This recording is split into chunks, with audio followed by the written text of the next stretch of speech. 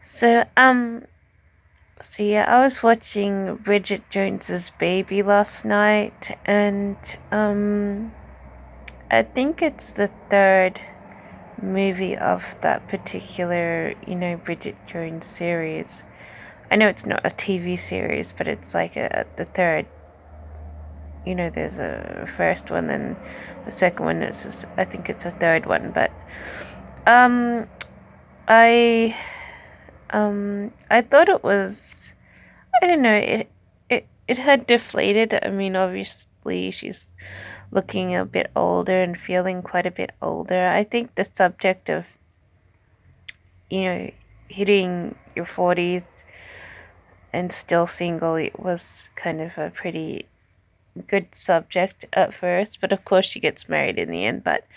Um, but it had its moments which were funny and other moments were not. I could see through the movie there's quite a few moments where everyone's tossing around something rude or a joke, and it's not actually coming across as funny. And you think it may have been like the filming of it is not making the joke funny. It's not quite filmed in the correct cue or in a way to make it funny. So there's quite a few moments where you have a lot of flyaway jokes which are just sort of not really impacting. And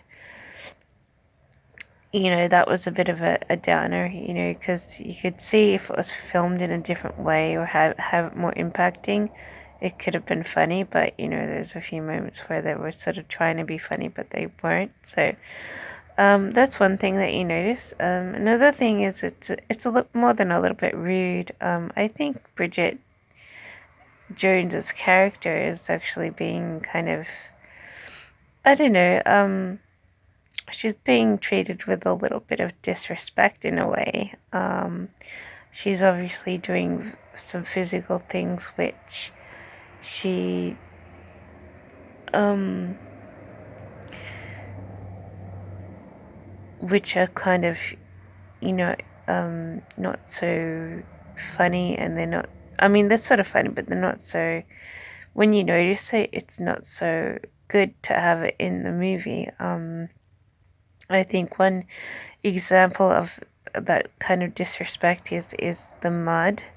When she falls into the mud near the beginning at some vacation camp, um, she falls, and then to get her out of the mud, she's being lifted at under her body and also at the crotch. So having her crotch being used as a kind of a handle, um, no one would like that in real life. I mean, that was a little bit rude and disrespectful. I mean, a person's body isn't a handle to be used, no matter if there is a fairly sturdy bone down there. It's like, yeah, so I didn't, I knew that that was a little bit rude. And then the way she doesn't really want the American, anyways, is a bit rude. But the funniest thing is with the American, if I'm sure if she hadn't, met her past flame Mark, she may have been trying to encourage the American into a relationship, because she did beckon him to her studio to be able to be interviewed on personal questions. So, you just sort of wonder what the deal is with that. If they could have had a relationship after all, or what. But she did meet her past flame, and obviously she's still in love with him and stuff. So for the movie, but yeah, but there's a point where she welcomes the American who has stalked her to her home. She welcomes him into her home, and she doesn't really want him, but sort of they have, a sexual relationship anyways. I mean, that's like, she already knows she doesn't actually want him and stuff. And I think, but the other rude bit, another really rude bit, is probably the way she's carried to the hospital. At first, it's sort of romantic with her, the Mark guy carrying her. And then later on, um, the American shows up, and I think it's funny the way he can't really carry her so much because she's so heavy. But yeah, they sort of just like, together they abandoned the motorcycle. She's probably like apparently too heavy to ride it or whatever, but or too much in labor. And anyway, they end up walking her to the hospital, and they just sort of weirdly plonk her down onto the front desk, and that's sort of another weird thing. Yeah, sort of being kind of disrespected there too. It's like not how you handle any person, let alone a pregnant woman. I mean, she's just a smaller, almost like a tool, I guess, but she's just a small thing that they're just, plunking down on the front desk, and it's like, wow, that's like really rude too. Um, and she's a bit of a tool, isn't she? Like you just see that sort of rudeness going towards her. She's a little bit of a tool. Like she's not really a really a person that they're treating with care. She's just like being flung around a bit. So, um, and what else? What else is it about the movie? I think the concept of her having had been with two guys is annoying. She should have ascertained which person she would have wanted more and just kept communicating with one person, I think, because there really doesn't need to be two people. It doesn't matter. She's already chose her past flame as the person that she prefers, but she keeps on encouraging the American to, come see her and stuff, and it's kind of annoying because she doesn't really want to be with the American, so she probably shouldn't have. She probably should have thought about who she wanted to be with before she started opening her mouth about her being pregnant, and then told the person who she wants to be with, that she's pregnant and that it may or may not be 100% their kid, and, sort of asked if she thought that they would want to be with her and stuff, so I think the concept of her struggling between two guys, only one of which she actually likes, is a bit ongoing. It's, it makes it fun in the end because the American does come in handy, but but it's sort of the struggle of being pregnant. I mean, with two guys as baby, you don't have to involve the two guys. You could have just chosen one guy and see what they think of it, and if they didn't like it, then you could have moved on to the other person. But yeah, but she just tells them both and pretends that she wants them both in the life. She's already got the person she prefers already there for her. She doesn't really need the other one, so it's a bit of a third wheel syndrome, I think, which is a little bit dragging. So I don't see why yeah, so it could have been like a totally different movie if she just like said, "Oh, I'm pregnant," to one person. It could have maybe even rekindled some romance, but I don't know. But yeah, but um, yeah. So, and then what else about that movie?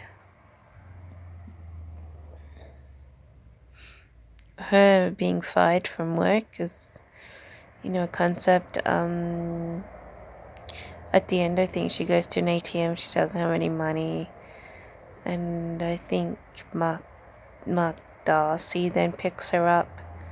He's obviously someone, but he seems to be break into his old home. So I think even he's has an issue with the home environment. I think him and his wife, are divorcing, and the wife probably gets a good percentage of the home, or whatever. So Wasn't really sure. I have to watch it again because I didn't really get the bit where he breaks into his own house. I mean, I think his wife may have kicked him out, and he obviously wants to provide Bridget a place to live and stuff. So I don't know, but yeah, I was a bit confused at that. I wanted to rewind it, but it was like only on TV, so I couldn't rewind.